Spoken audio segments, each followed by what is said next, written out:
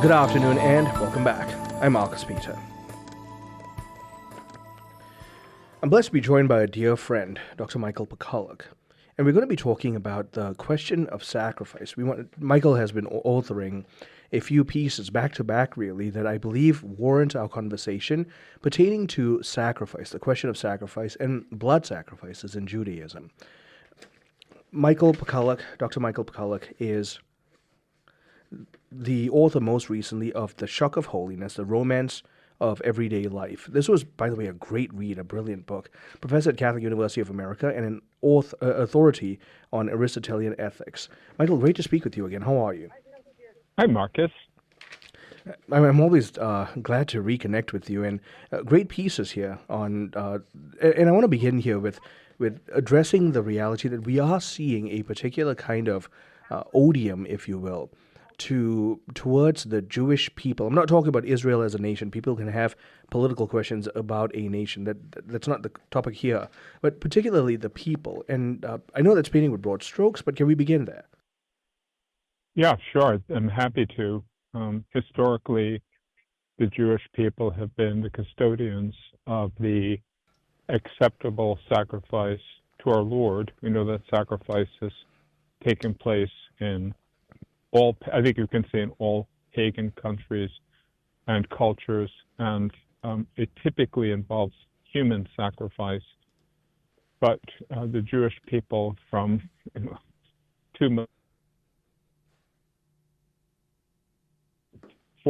they were forbidden to offer human sacrifice, and they never did except through an extreme corruption, like sacrificing to Moloch or Baal. And but on the other hand, they were offering sacrifices of living animals to Yahweh. So they're kind of the original priestly people. The descendants of that after the destruction of the temple by the Romans in about 70 AD, what survived was the lawyer class of Judaism, and the sacrificial tribe no longer, the tribe that offered sacrifices no longer existed, the priestly lineage.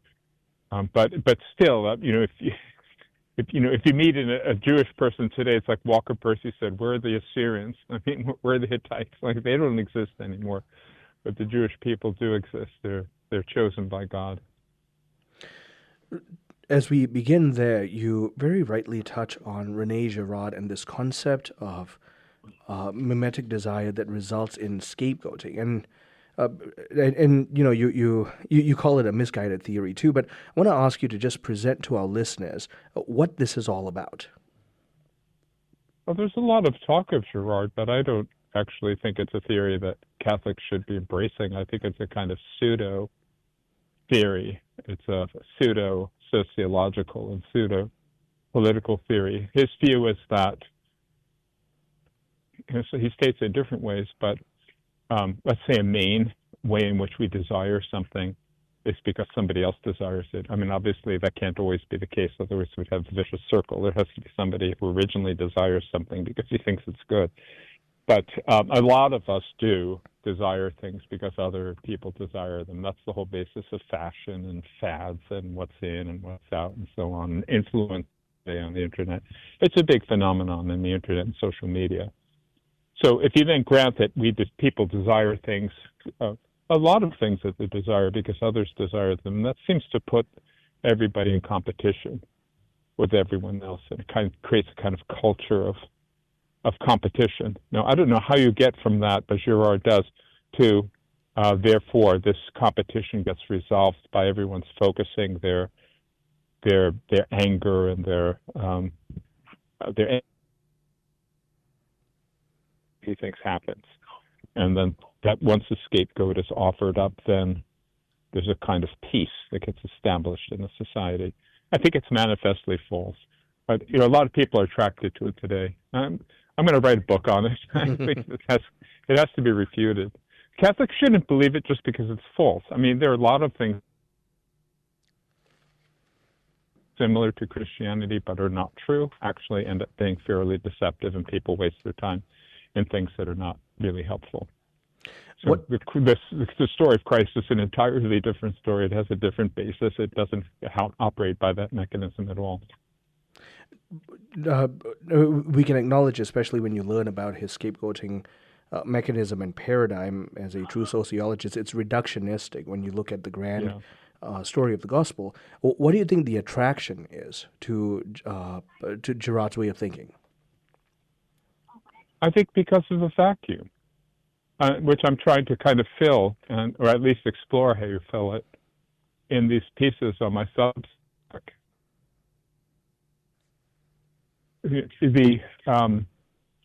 If it's really true, as St. Thomas Aquinas says, and I think it is, that the rational instinct of offering things to Creator belongs to the natural law, that is to say that all of us, in virtue of being human, deeply want to do this, want to offer a sacrifice, then if you live in a society in which we've been deprived of any kind of concept of sacrifice, obviously Protestantism has, in a certain sense, rejected sacrifice. At least, I mean, it does recognize the single sacrifice of Christ, but it's not a daily reality for a Protestant. It certainly isn't for an atheist. It isn't for a Jew who's a descendant of the legal class, not the priestly lineage.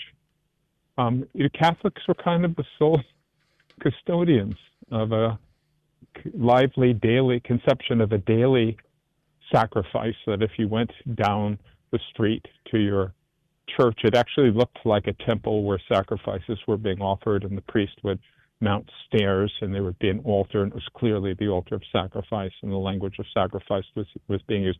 It still is in the first canon of the Mass, very prominent conception, but it does tend to get downplayed by certain horizontal looking theologians. So my point is that if it's a deep human need, and you see this in all pagan cultures, and yet it's not being satisfied in our society, well, then people are going to be drawn to something that seems to be according a role to it, even if it's a reductionist theory, as you said. Mm-hmm. Now, I'm going to switch gears here, even though it's not immediately evident, but we can pick it up on the other side of the break as well. You also touch on the history of the term anti-Semite, Semitic. Just briefly walk us through that until the end of the segment, please. Oh, that's really fascinating. So I really dislike using the term because a term that, there is in language groups were being studied in the 18th and 19th centuries, and there's the Germanic language group and the Indo-European language group, and then there was another group of languages which were called Semitic because they were associated with those areas of the country and people settled there who were traditionally regarded as the descendants of Shem, who was one of Noah's sons, Noah's eldest son, in fact. So the term Semitic actually is Shemitic originally, right? So it comes from, and it originally meant a language group. And then, certain Germans in the late 19th century, when started to become prominent, wanted a term that would appear to be more scientific and based on biology rather than culture, because they wanted to advance a theory that Jewish people could never be assimilated into German society, even if they converted to Christianity, because the division between Germans and Jews were based in the blood. It was based in race. And so they transferred this notion of Semitic from language group to people of a certain blood descent, a certain racial group. And it doesn't really matter that it includes the Arabs. They use it to apply. My guest is Dr. Michael Pakaluk. He is a professor at the Catholic University of America, and we are talking about, well, right now particularly, a theology of blood sacrifice, bloody sacrifice. Why that matters to the Christian worldview and, frankly, to all of Western civilization. And we'll continue on the other side of the break. Stay tuned. I'm Marcus Peter.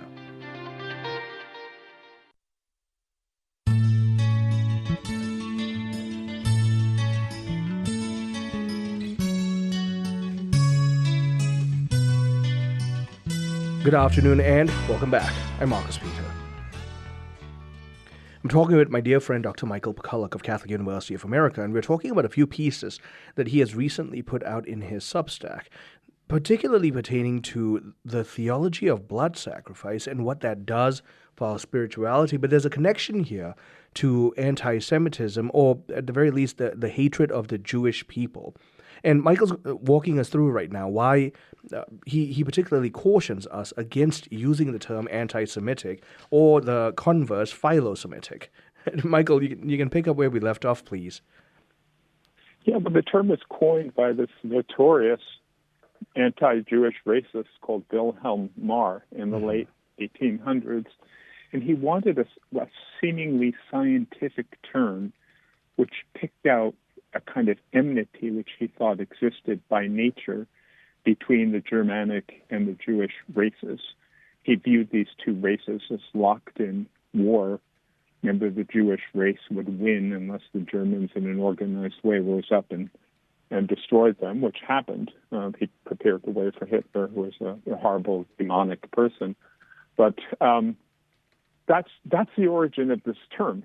And I don't think people really, I avoid it. I don't think people should use it, except meaning that. The term was coined by this man, Farr.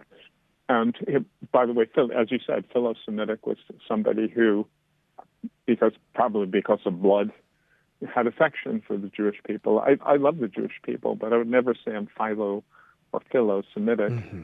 And I think there are a lot of phenomena that, being anti-Israel, being anti-Zionist, there's just vulgar Jew hatred, right? People hate all kinds of groups of people, but it's not really quite anti-Semitism. And it's the history. The historians have written lots of books about the history of this particular movement and how it led into it, and it did. It led right to the Holocaust. But modern what people call anti-Semitism, especially in some right-wing people, it's a different phenomenon, has a different origin and a different nature, and we're probably not doing ourselves any good by just calling it by this term. I mean, so you touched on René Girard's scapegoating, and we talked about the problems of the theory and paradigm. What do you think the attraction is to this, surging and resurging and recurring theme of Jewish hatred over the past 2,000 years? Oh, okay. So you're saying that Jews get scapegoated again and again and again. I'm not. Oh no! I'm not necessarily positing it. I'm just asking. Given that we're seeing a new surge, if you will, of I don't think anti-Semitism of Farr was not scapegoating. Mm-hmm. It was kind of like if you want to say lions and lambs are biologically opposed to each other and going to fight to the death, or two different species of dinosaur. That was his view. I don't think he viewed the Jews as scapegoats or to be scapegoated by the Germans. What's the recurring source? Well, probably the devil. I mean, I think the Jewish people are the chosen people. And there's something very deep about what's called the Holocaust. I mean, why is it called the Holocaust, after all? I mean, because the Jewish people are put in ovens and burned like blood, like sacrificial victims. There's some deep assimilation to Christ between what happened to the Jewish people by the Nazis and what happened to Christ, the individual Messiah. And so I view them as like a sacred people, and that many of them are atheists and they're anti-Christian and they promote things like abortion and so on. But I just think we just have to give them a lot of slack and always just show a lot of love to any descendant of Abraham, any son of David. Jesus loved that name. He was called Son of David. So there's something very special about them, and I suppose the fact that hatred seems to rise of them, and suspicions of conspiracies and superhuman powers and ability to control things which are really beyond the ability of any human beings, right? That this happens again and again is a sign, I don't think, of scapegoating, but it's the kind of the devil at work because of some real truth of the special role that the Jewish people have in salvation history. You touched on earlier about the Holocaust, and in fact, that very word Holocaust is a way in which we translate the Old Covenant sacrifices. We called it a burnt Holocaust sometimes, or a burnt offering, and Yes. or the Passover lamb was sometimes called the Holocaust lamb. And so that connection, given that that being said, can you talk about the centrality of this question of sacrifice and blood sacrifice in the Christian faith, but also in natural law? Well, it's Aquinas says, the saying, there are no atheists in foxholes. Yeah, I yeah. mean, St. Thomas thinks human life is a foxhole. But if you look at it squarely, and we don't deceive ourselves with, luxury cruises and, snacking on popcorn, watching movies in the living room. I mean, if you look at human life squarely, it's really filled with a lot of trials and sufferings and cares. It's like a bad night in a bad inn, as St. Teresa of Avila said. And we're kind of like in foxholes. And so if you really were realistic about this, you would say, well, we should be calling upon higher powers. And so a lot of, Aquinas would say, you just given your situation and your status, you can kind of recognize that you have dignity. Like, you're a father of a family. You're raising like princes and princesses. I mean, you're in charge of like these, beings who are really very special. And yet you have all of these cares and worries, and how can you support them, and what's going to happen? And then add, most people have had to face pestilence and famine and natural disasters and then war and so on. If you're not praying, you're kind of nutty, right? And it's just like, you have to be looking for higher powers to help you. And so St. Thomas Aquinas says everybody has this sense that there are higher powers above us who can help us in our need, the atheist in the foxhole. And what do you do to honor these higher powers? You want to show that you're subject to them, but you also have to recognize that they're kind of the source of the goods that we enjoy. Most cultures have been polytheistic, that's why I'm saying they. But Thomas Aquinas is pretty quick also to say, trace it up to the highest power. And most cultures do accept a highest among gods if they recognize many gods. It's Zeus, the numum supremum, the Romans said, the highest deity, whoever that is. And so then we want to honor this being, and because of our dependence, and because the goods that we enjoy come from this being. And then how do we do it?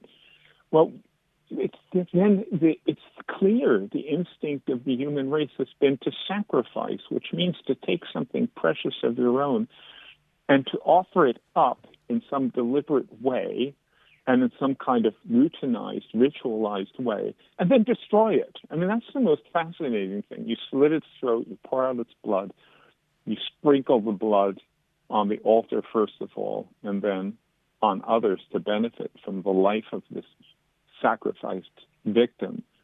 And then you burn it, and you annihilate it. And so I think that that's really interesting. Like, we should be paying attention to the logic of sacrifice. What does it mean? How does it honor a deity to take something good in this world and remove it from our purposes and practices and to destroy it, to offer it up to God? I think that that's really interesting. If we don't understand that, we're not going to understand a lot of things that are happening in our society. Because if this is really a deep instinct of ours, then it's going to find outlets. It's going to find other outlets. So if we have idolatries, then there are going to be sacrifices which are idolatries. Take, for example, the idea that to be a really good employee or partner of a law firm, you basically have to destroy your family, you have to destroy your leisure time, you have to. That's the proof that you're destroying things, right? That's the proof that you're a really committed person wanting to become a partner to this firm. Is you're working till 10 at night, you've destroyed your family life.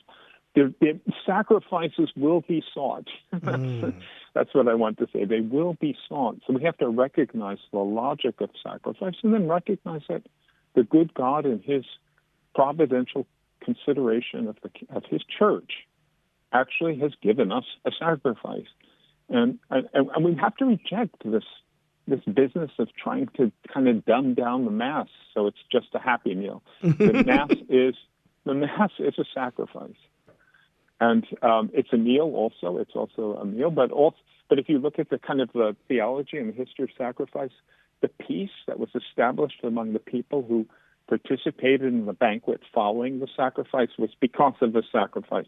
The communion and the peace comes from the sacrifice. It's not that the sacrifice comes from the communion and the peace. In other words, just to simplify some of what you've shared and borrowing from Aquinas, that either we cling to Christ as the one true sacrifice, or we wind up creating undue sacrifices of things in our lives or our very lives itself, because our lives are not ordered rightly, and sacrifice is of the natural law. Yeah, how about, my yoke is easy, my burden light.